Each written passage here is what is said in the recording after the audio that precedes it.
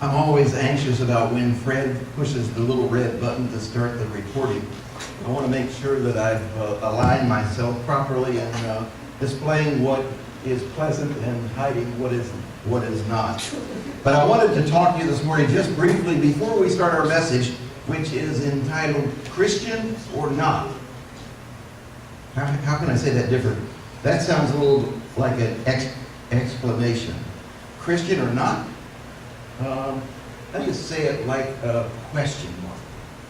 Like, are you Christian or not? Oh, have you seen the newspaper? I found these things you come to my mailbox all the time, this great big one from Hitchcock's. There are bargains I'm telling you, there are bargains in every department.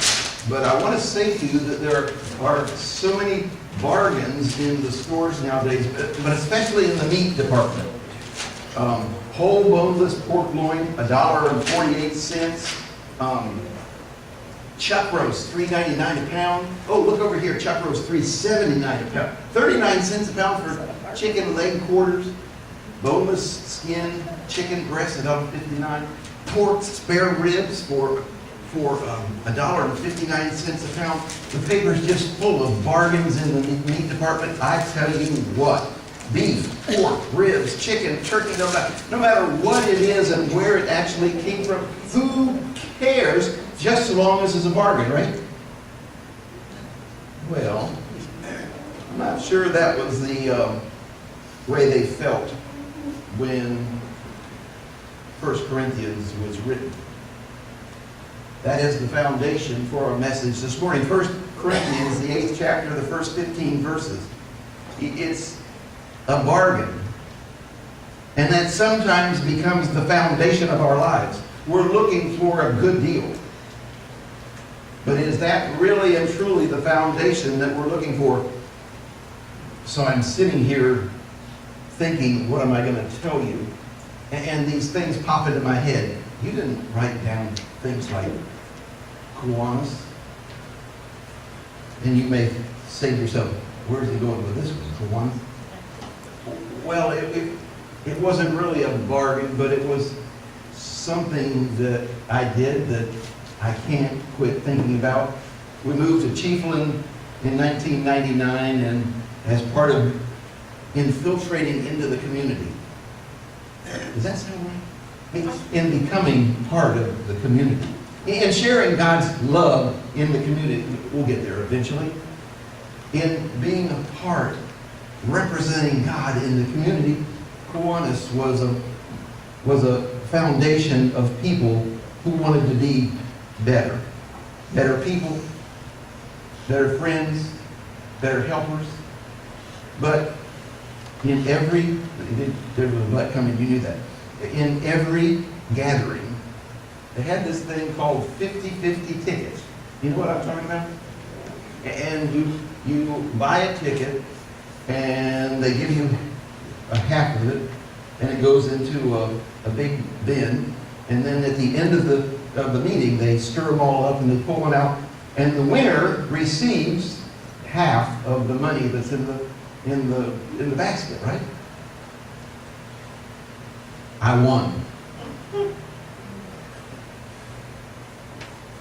It was, no matter how you think about it, a game of chance.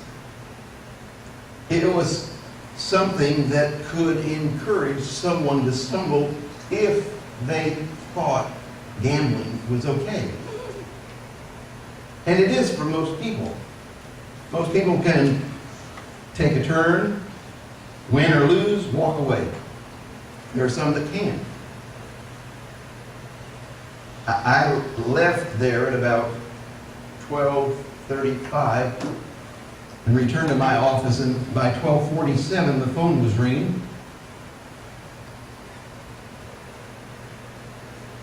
Not to greet me, but to ask me if gambling's not good, and you say we can't gamble with raffles or anything in church, how can you do it when you're on your own in the community?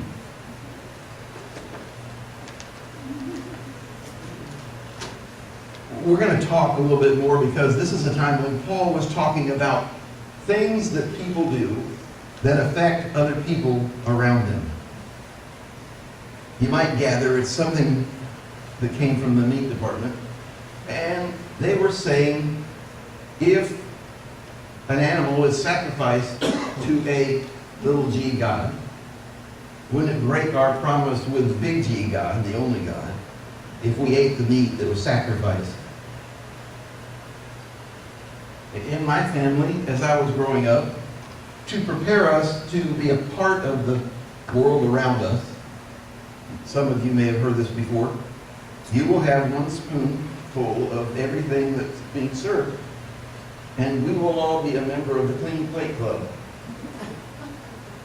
My mother, at almost 98 years old, said to me before she died at 98, there's a couple of things that I wouldn't do in life if I had to do again, and one is the Clean Plate Club, because, well, I wouldn't do it. I wouldn't require you to eat everything. That kind of goes against what Paul said. And he wasn't talking about desserts and refreshments. He was talking about things that made us feel guilty. Okay, maybe he was talking about refreshments, but just in case. The other thing is we don't serve wine when we have communion. And it's because we don't want someone to stumble if they have a project they're working on in their life. So it's grape juice. Because we don't want people to stumble if they view what we do as something special.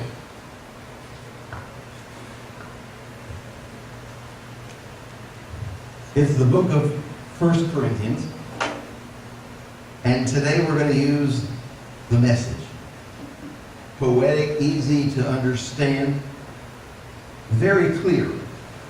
More clear than other versions of the Bible, but just listen to the words. 1 Corinthians 8, 1 through 15. The question keeps coming up regarding meat that has been offered up by an idol. Should you attend meals where such meat is served or not? We sometimes tend to think that we know all we need to know about the answer to these kinds of questions, but sometimes our humble hearts can help us more than our proud minds. We never really know enough until we recognize that God alone knows all. God knows everything.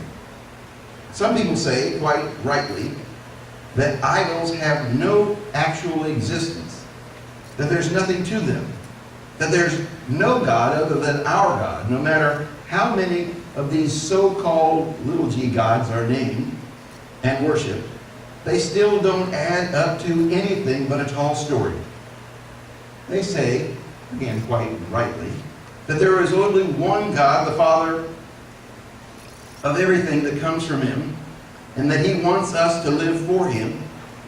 Also, they say that there's only one Master, Jesus the Messiah, and that everything is for His sake, including us. Yes, that's true. In strict logic, there's nothing happened to the meat when it was offered up to an idol.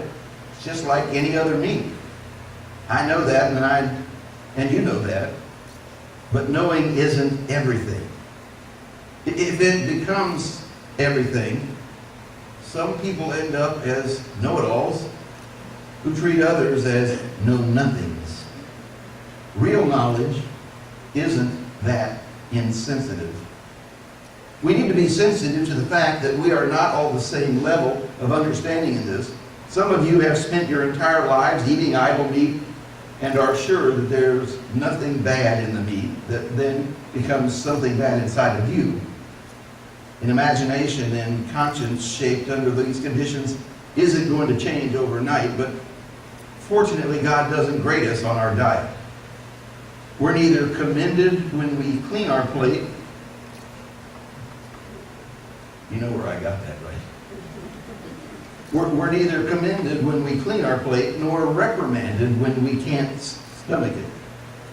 But God doesn't care when you use your freedom. Carelessness is a way that leads a Christian, still vulnerable to those old associations, to be thrown off track.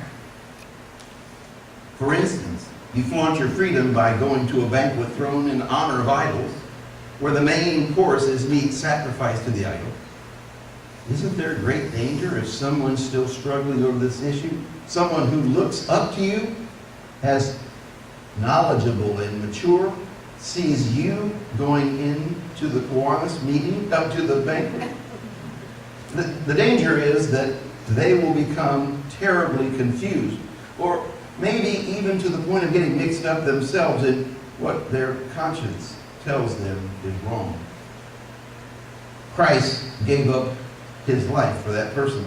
Wouldn't you at least be willing to give up your dinner for him? Because as you say, it doesn't make a real difference. But it does make a difference if you hurt your friend terribly, risking his eternal ruin. When you hurt your friend, you hurt Christ. A free meal here and there isn't worth much at the cost of even one of those weak ones. So never go to idol-tainted meals if there's any chance it will trip up one of your brothers or sisters. Thanks be to God. Thanks be to God. Grape juice for communion. And you don't have to have a clean plate at this club. But I want you to, for a moment, just transport yourselves back in time. Back to this bustling Greek city, Corinth. The hub of commercial activity and religious diversity. Look around at the temples of the Greek city, routinely sacrificing animals to their Greek gods. And the remainders? Well, then they're sold off to others for their meals to eat. Now, find yourselves in the city of Corinth in times of old, and you're going to the Corinthian Burger King, and you've just ordered a Burger King Whopper. Does that meat include meat that was sacrificed to an idol? It was common practice that when we finish sacrificing to one of our little g gods, we take the rest of the meat and sell it for public resale. And it doesn't really matter, does it? Well, maybe to a handful of new Christians, baby Christians. These followers of Jesus turned their backs on Greek gods, and now they're feeling guilty that they might be eating meat that was sacrificed to Zeus, the king of the gods. They want to be faithful followers of Jesus Christ, and yet they're eating this tainted meat that might make them spiritually unclean. You believe that? No. Did Paul believe that? No. But what if? You see, that's the question. What if they did, and they saw you and they fell apart? These fears about impurity are enough to make a person just miserable. It's this old adage that think sick, be sick. If they think they're getting sick because of the meat that they ate that might be tainted by sacrifice to the gods, then they're going to get sick. They're convinced that if they do wrong, they're going to go wrong. There's a psychiatrist at Boston's Brigham Hospital that says it's kind of like this self-fulfilling prophecy. And what you believe to be true then becomes true. It happened then, it happens now. So Paul says, treat them with baby steps. He reminds the Corinthians that there are no idols, that there is only one God, the God of the Father, creator of all, the Son, the Holy Spirit. And there may be lots of so-called little g gods, but there is only one God, for all of humankind, and especially those who believe in Jesus Christ. And so, if there's any problem with eating meat that might have been sacrificed to idols, it really can't mean anything, since the gods mean nothing. And you get your arms around that one. If it's a small g, it doesn't matter. If it's a big G, it's everything. Meat can't be tainted by something that's nothing. Baby steps. So what are the issues that seem as antiquated as the Corinthian disagreement over meat sacrifices to idols? Do we have any today in our world? Do you remember a time when the Roman Catholics were trying to decide whether priests should marry? They may still be fighting about that. Do you remember when ordained women were not allowed to preach in the churches? There may be some people who don't believe they should even now. Do you remember when the NRSV Bible was considered terrible because it took liberties of the old versions of the Bible?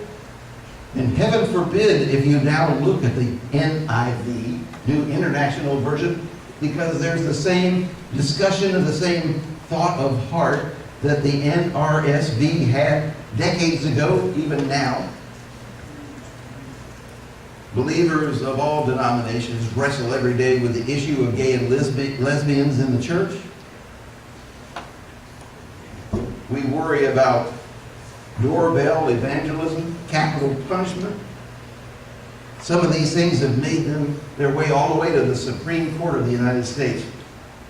And all of these have somehow worked from the political situation down into the Christian religious controversy that continues to be boiling on the pot of the back burner. Sometimes it's enough to make you ill. Not that these issues are important. Each in its own way is important. But there's this cumulative effect of all the things that could go wrong, that might go wrong, that could be wrong. They kind of duel and debate each other, and that's downright sickening. So what we have now, my friends, is a church that has been fighting for so long that in general, the congregation all the way to the top is worried sick, scared to death. These are not simply figures of speech. They become epidemic. So what's the cure?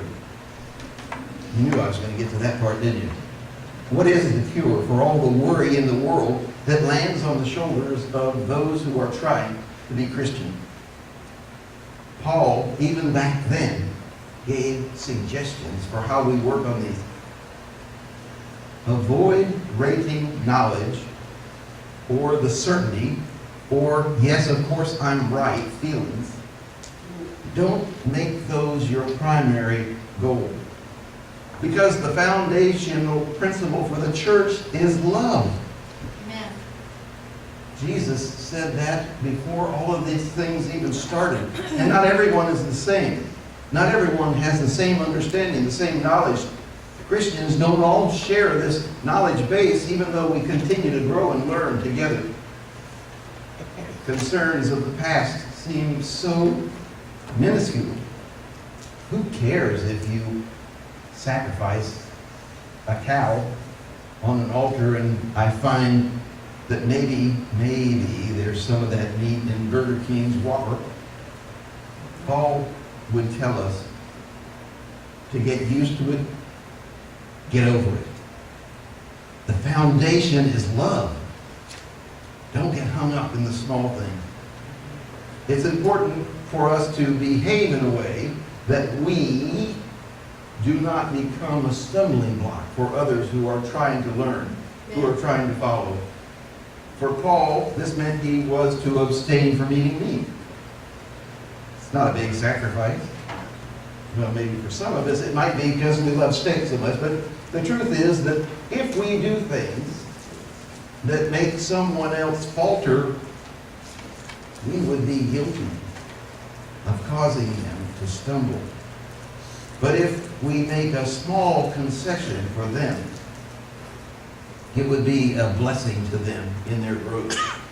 He took seriously the fact that fellow Christians believed that idol meat was unclean, and so he quit eating meat because their faith would be hurt, could be even destroyed. So Paul put their needs in front of his needs. Can you do this? Do you do this with the issues that we face today? Do you step aside and let your feelings move on so that you can influence others with love? What a concept. Put the needs of our Christian opponents ahead of your own. Invest in our energy in building up their faith instead of knocking down their points of view. Love your neighbors as you love yourself. Follow the words of Jesus in Matthew. In everything, do to others as you would have them do to you. We know that as the golden rule.